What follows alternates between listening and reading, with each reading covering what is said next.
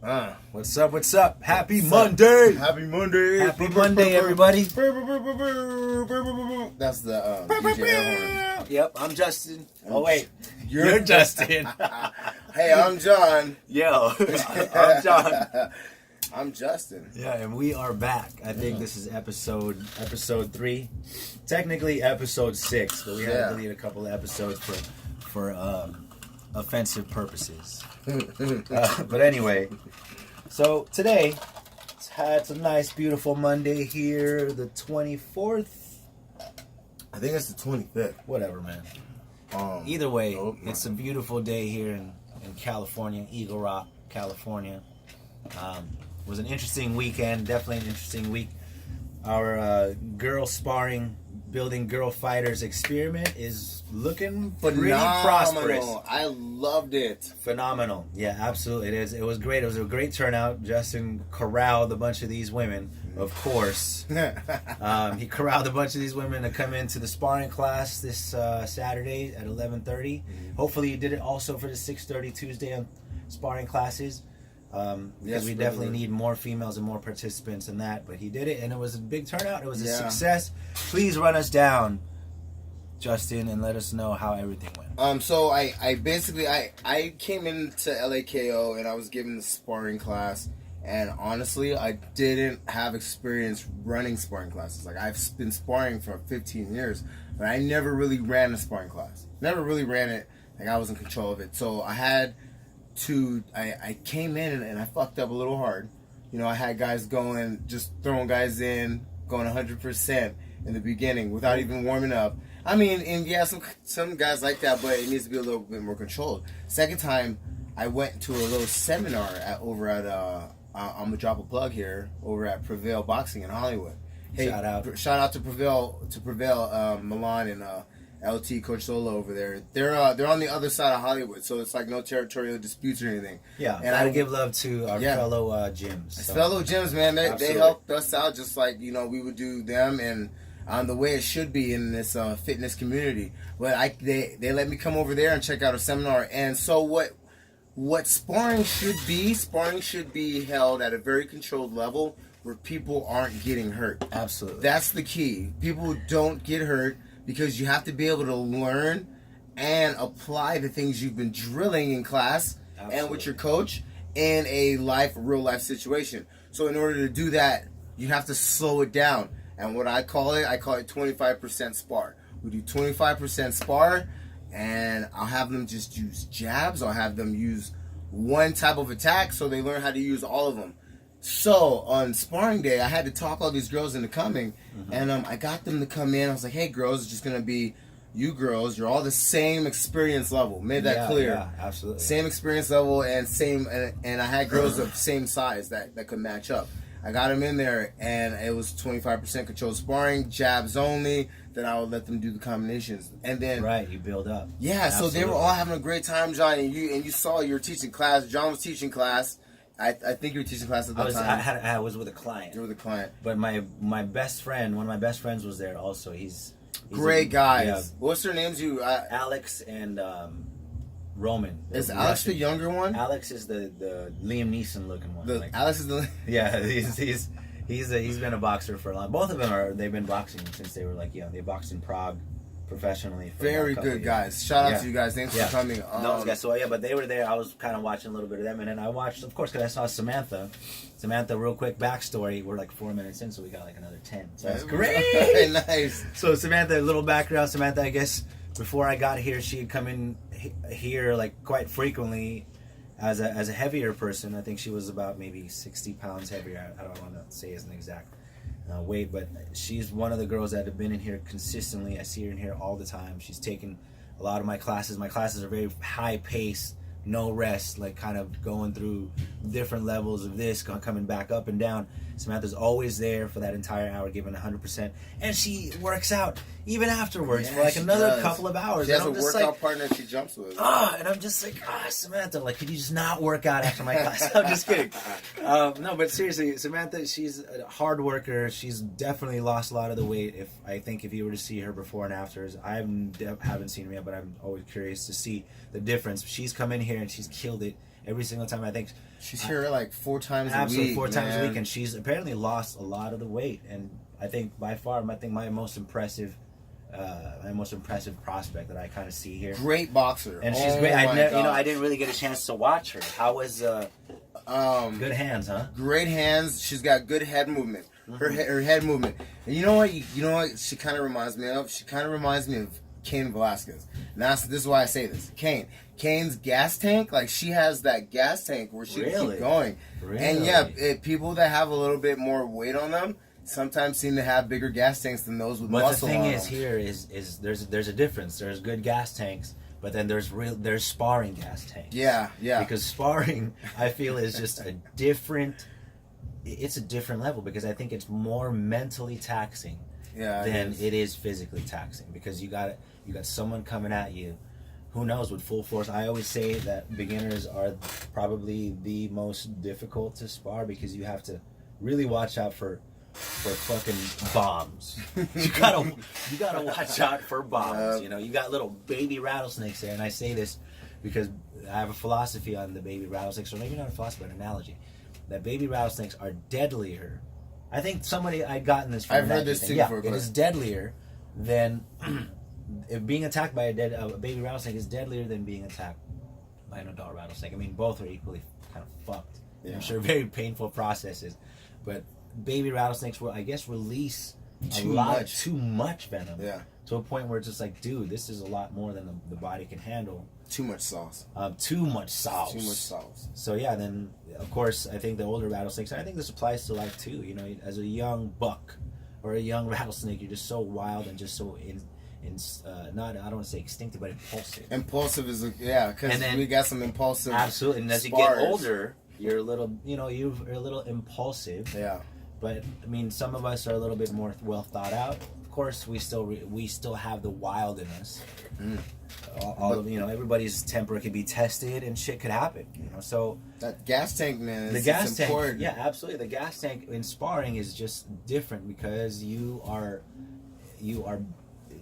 have to battle mentally. Also, you have to figure out what your opponent's going to do. So that takes a whole lot out of you.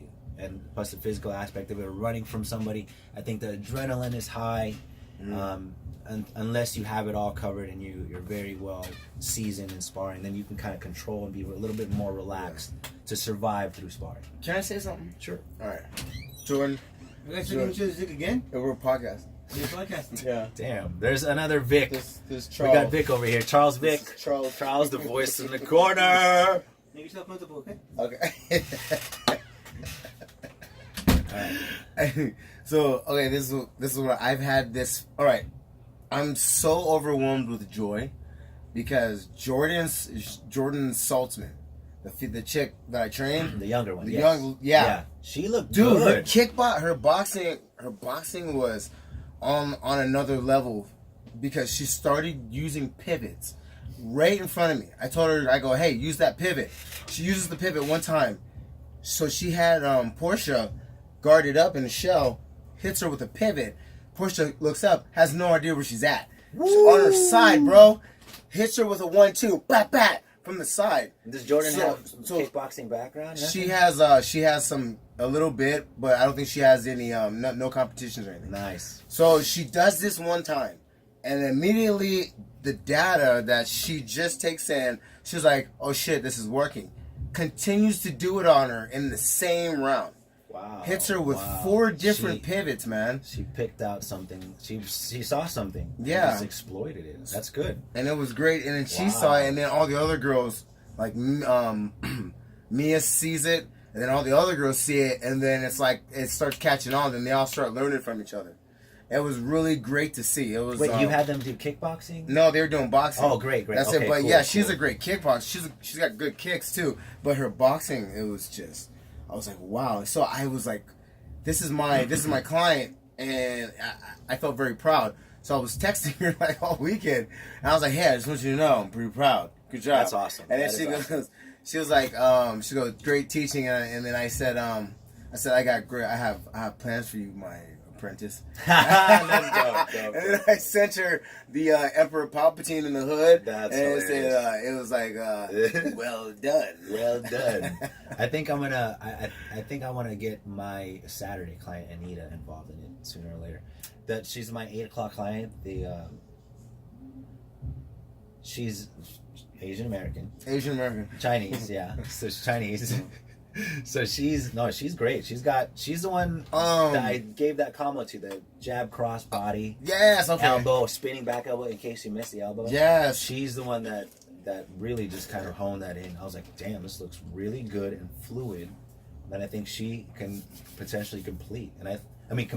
Yeah. Sorry. There's I think we have a lot of women here that are actually very, they have the potential to actually be like novice or amateur boxers. Yeah. But they're afraid to get in.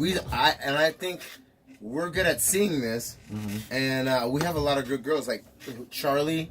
Is the chick, is that her name? Charlize? Charlie's our front desk guy. I'm just kidding. No, Charlize. Yeah. Charlize, and they call her Charlie. Yeah. We got her, and then you have a client, and I think I have a few clients that I think would do it, but I feel like they're intimidated by the sparring factor of it. Yeah. It's just breaking through that mental block of just them realizing, then actually trying it out. I mean, it didn't look like they were going hard, right? No, they weren't. It was very Samantha controlled. held her power back, of course. I mean, all solid. Everybody. You were just picking out the standouts. I was just. Yeah. Everybody improved some kind of way or form of fashion on Saturday by sparring. And how many were there? There were like. I had 6 girls. I had Wow, 6 that of is mine, huge and then turnout. one of I think Leo's females showed up. Yeah. I forgot her name, but that is. And then we had the guys sparring with the girls too. Good. That's a good. Yes. No, that is great. I think Yeah, everybody needs to do that because guys definitely need to hold back on the power. Not saying that they need to hold back for the reasons of it being a girl, but it's just like obviously you don't want to.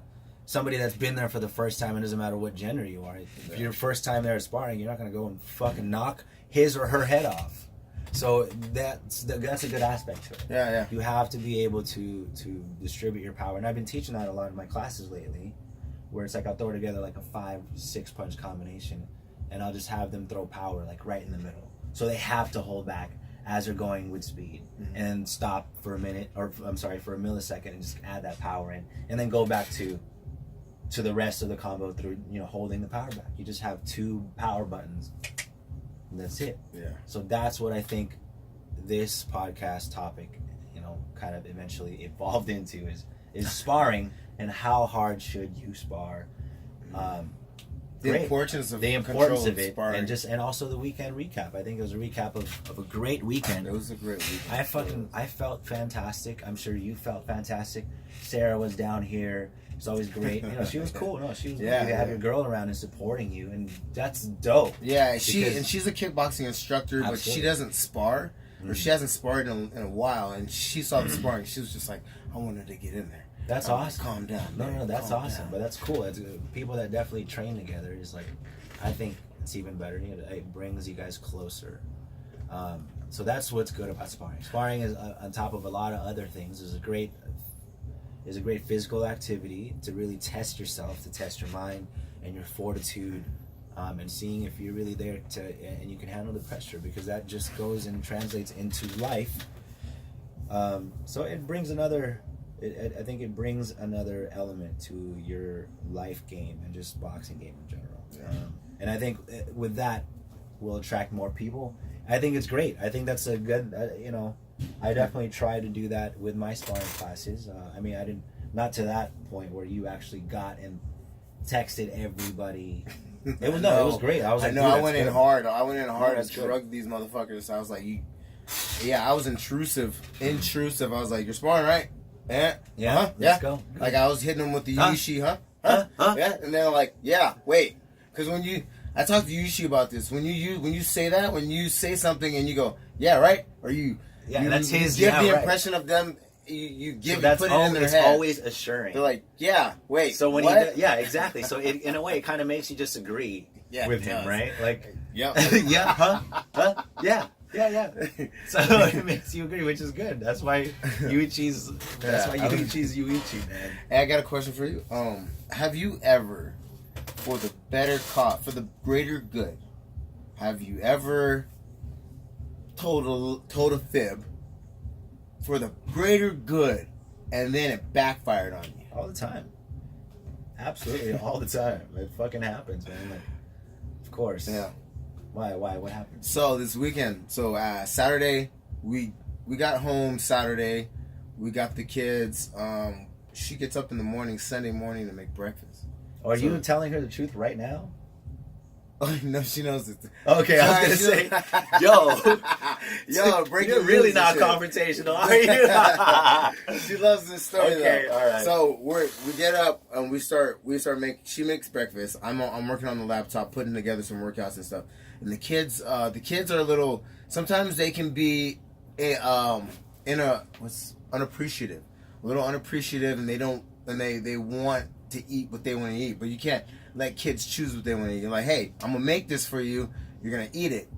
You don't get to pick and choose what you want to eat. Well, she seems like a very same with my firm daughter. person. She is, and I'm not. That's the way I am with my daughter. So she makes this French toast, this new French toast recipe with Fruity Pebbles in it. It's baked in Fruity Pebbles. Yeah, so it sounds good, delicious. right? I was like, okay. And she's slaying over the stove. She brings it over, and I'm like, okay, it looks good. And then she gives it to the kids. The kid, Leo's like, I don't want it. He's like, I don't want to eat this. And then I'm like, hey man, just try it. You're gonna like it. I'm gonna eat mine. So I start eating mine. I'll eat mine, right? And then I'm like, this is interesting. This got an interesting texture. But I gotta be a good parent, like a co-parent. Like a good role model for these kids. I mean, mom made this and slaved for it. We should appreciate it and eat it. So I'm on my second bite, and I'm like, damn, this shit is horrible. But the kids are looking at me, and I got a smile on my face. So her daughter takes a bite. She takes one bite, and she's like, done. She's like, done. She's like, I'm not eating any more of this. And I'm already, because I'm trying to be a good guy, I've eaten 1.5 pieces. I'm working on the second half. And I'm like, this is, like, she undercooked it, dude. It was undercooked French toast. Wow. So And it was like all soggy. Doughy and soggy. It was like trying to eat a pillow. So it's not he just knew what was up. And then she's looking at me, she's like, Justin thinks it's good, why don't you guys think it's good? And they're like, no. And she's getting mad at her kids for not eating the food. And I'm just like, this shit is Does that happen all the time? Does that happen all the time? Is that like she can't? No, this is the first time. Oh, it's the first time. This is the first time that, I mean, but sometimes stick to what you're good at, you know?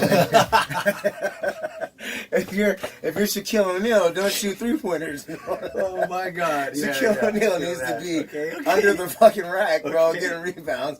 Don't be fucking bringing the ball down the court. When you were saying that shit sounded good. Well, where did she fuck up?